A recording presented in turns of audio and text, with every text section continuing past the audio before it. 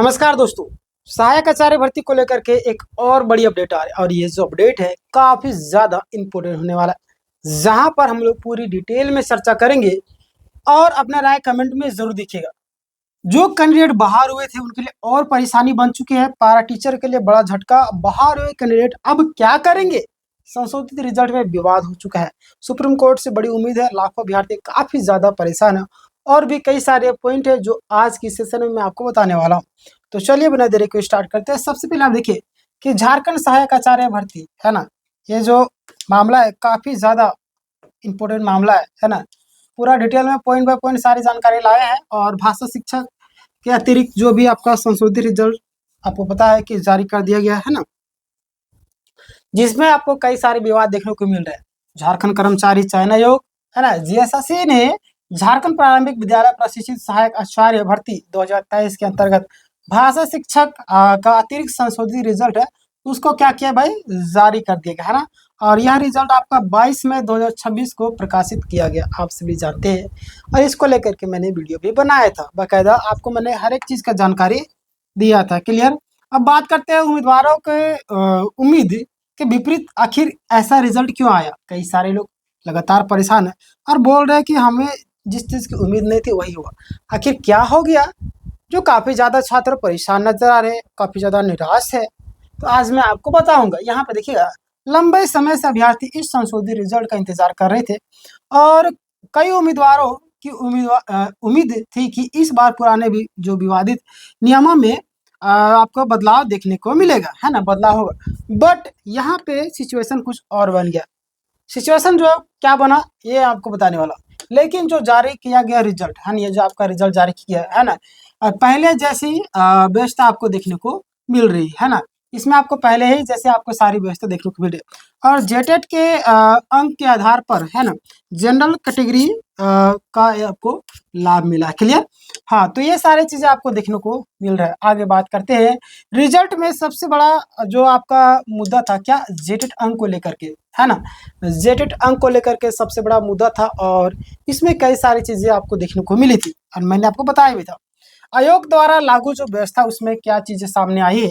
तो जिन उम्मीदवारों का है ना, जो अभ्यर्थी थे जेटेट में 90 या उससे अधिक अंक था, उन्हें अनारक्षित यानी अनरिजर्व यानी कि जनरल श्रेणी में लाभ दिया गया, बिल्कुल है ना। और कई अभ्यर्थी जो आरक्षित यानी कि ओबीसी एससी एसटी से हैं, उसे जेटेट में 90 से कम है तो उसकी जो आपका मूल आरक्षित श्रेणी में रखा गया है ना, मूल आरक्षित श्रेणी में आपको रखा गया। और आगे हम बात करते हैं। पहले जो आपका जनरल में उम्मीदवारों को वापस कैटेगरी में भेजा गया था, आपको पता है लगातार इस सारी चीज को लेकर मैंने वीडियो बनाया था। पहले जो है ना, जनरल में उम्मीदवारों को वापस कैटेगरी में क्या किया था, भेजा गया था। और पहले कई उम्मीदवारों को कट ऑफ के आधार पर आपको जनरल श्रेणी में शामिल भी किया गया था, ये भी मैंने आपको बताया था। देखिए ये लोग ये ना कभी ये काम कर रहे बोलते अरे ना ये काम करते अच्छा था ना, पुरानके वाला काम अच्छा था, इस तरीके से नहीं। तो यहाँ पे वही चीज हो रहा है, अरे नहीं नहीं वो ठीक है, अरे वो ठीक नहीं, पहले वाला ही ठीक था। तो मतलब ये लोग जो है ना खुद तो कंफ्यूज है ही, तो छात्रों को ऑलरेडी परेशान कर रहे हैं। सबसे ज्यादा परेशान कोई हो रहा है तो छात्र हो रहे। जी हाँ, आगे बात करते हैं। पहले कई उम्मीदवारों को कट ऑफ के आधार पर जनरल श्रेणी में शामिल किया गया था, ये भी मैंने वीडियो के माध्यम से आपको सारी जानकारी दिया था। लेकिन संशोधित रिजल्ट में ऐसे उम्मीदवारों को जनरल श्रेणी से हटा करके उनकी जो आरक्षण श्रेणी है ना में स्थानांतरित कर दिया गया है ना, उनको आरक्षण श्रेणी में स्थानांतरित किया। और ये आगे हम बताएंगे आपको इसमें अच्छा हुआ या गलत हुआ। आरक्षण कोटि के आधार पर जो संशोधन हुआ है ना, रिजल्ट में स्पष्ट किया गया है। क्या स्पष्ट किया गया, ध्यान दीजिए आप यहाँ कि जेटेट में जिस आरक्षण की श्रेणी के आधार पर अभ्यर्थी उत्तीर्ण हुए हैं है ना, जेटेट में जिस आरक्षण के आधार पर अभ्यर्थी उत्तीर्ण हुए उसी श्रेणी के अनुसार उन्हें चयन सूची में समायोजित किया गया। क्लियर। हाँ, आगे बात करते हैं। यहाँ पे ध्यान दीजिए, एक एक चीज मैं आपको बता रहा हूँ। पारा शिक्षक अभ्यर्थियों पर भी लागू हुआ एक नया प्रभाव है ना, मतलब कि नया नियम बोल सकते हैं। पारा शिक्षक अभ्यर्थी के मामले में आप देखिएगा, जिन उम्मीदवारों को है ना अधिकतम आयु सीमा में छूट का लाभ लिया, बहुत सारे लोग लाभ लिया, उन्हें आप जनरल श्रेणी में हटा करके है ना, जनरल श्रेणी से हटा करके क्या किया गया है, उनकी संबंधित जो आरक्षण श्रेणी में रखा गया। क्लियर। जिला परिवर्तन वाले जो अभ्यर्थी उसमें भी आपको पता है जो अभी अभ्यर्थियों का उसका भी रिजल्ट आपको जारी किया गया है। तो यहाँ पे आप देखिएगा कि कुछ उम्मीदवार है ना, जो भी उम्मीदवार है, कुछ उम्मीदवारों का जो जिला आवंटन में बदलाव किया गया और ऐसे अभ्यर्थियों का जो है आपका ना संशोधित परिणाम प्रकाशित किया गया। लगभग आपका 12 अभ्यर्थियों का जो है रिजल्ट परिवर्तन की जानकारी सामने आई है। क्लियर? चलिए आगे हम बात करते हैं। यहाँ पे ध्यान दें, मैं एक एक चीज बता रहा हूँ, क्या हुआ क्या नहीं हुआ। अब अपना राय जरूर, किसके साथ गलत हुआ किसके साथ अच्छा हुआ आप बताइएगा, आपके साथ अच्छा हुआ या गलत। अभ्यर्थियों में असंतोष का कारण क्या है? उम्मीदवारों में असंतोष का मुख्य वजह यही है कि उन्हें उम्मीद थी कि चयन प्रक्रिया में बदलाव होगा, लेकिन संशोधन रिजल्ट में पुरानी व्यवस्था को ही जारी रखा गया। ठीक है, तो इसलिए अभ्यर्थियों में असंतोष की भावना उत्पन्न होगी और काफी ज्यादा लोग परेशान भी है ना। चलिए आगे बात करेंगे। यहाँ पे आप ध्यान दीजिएगा, संशोधित रिजल्ट से बाहर अभ्यर्थियों में चिंता का एक मतलब कि विषय बन चुका है। आखिर वे चिंतित क्यों है? तो कई उम्मीदवारों का नाम संशोधित रिजल्ट में शामिल नहीं हुआ। ऐसे अभ्यर्थी आगे जो आपका ना आगे की जो भी कानूनी प्रक्रिया है ना, आगे सूची में आपका इंतजार कर रहे हैं। क्लियर? मतलब कि अगली जो सूची है उसका इंतजार कर रहे हैं। आगे हम बात करते हैं। आप यहाँ पे ध्यान दीजिएगा, डीवी सक्सेसफुल और जो भी अभ्यर्थी है उनकी उम्मीद बरकरार है। और देखिएगा जिन उम्मीदवारों का है ना, जो भी उम्मीदवार है डॉक्यूमेंट्स वेरिफिकेशन सफल हो चुका है लेकिन अंतिम चयन नहीं हुआ है ना, अंतिम चयन नहीं हुआ, उनके बीच अब भी आगे अवसर मिलने की उम्मीद बनी हुई है ना। आगे उनको अवसर काफी ज्यादा बनी हुई। क्लियर? उम्मीद ही बनी हुई। आगे हम बात करेंगे। यहाँ पे ध्यान दिए, कोर्ट केस का जो भर्ती प्रक्रिया पर काफी ज्यादा प्रभाव भी पड़ा हुआ है और भर्ती प्रक्रिया से जुड़े कई सारे मामले आपको पता है कि न्यायालय में चल रहे। इसको लेकर के मैंने कई सारे वीडियोस के माध्यम से आपको बताया भी था, है ना।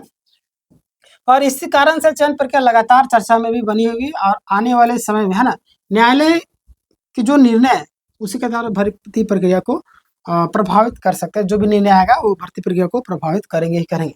आगे हम बात करते हैं। उम्मीदवारों के लिए एक महत्वपूर्ण स्थिति बनी हुई है, क्या है कि इस समय जो आपका भर्ती की जो प्रक्रिया है मुख्य रूप से 3 वर्ग मतलब में चर्चा काफी ज्यादा है। संशोधित से जो भी कैंडिडेट बाहर हुए, दूसरा आपका डीवी सक्सेसफुल उम्मीदवार, तीसरा आपका आरक्षण एवं श्रेणी परिवर्तन के जो प्रभावित उम्मीदवार है।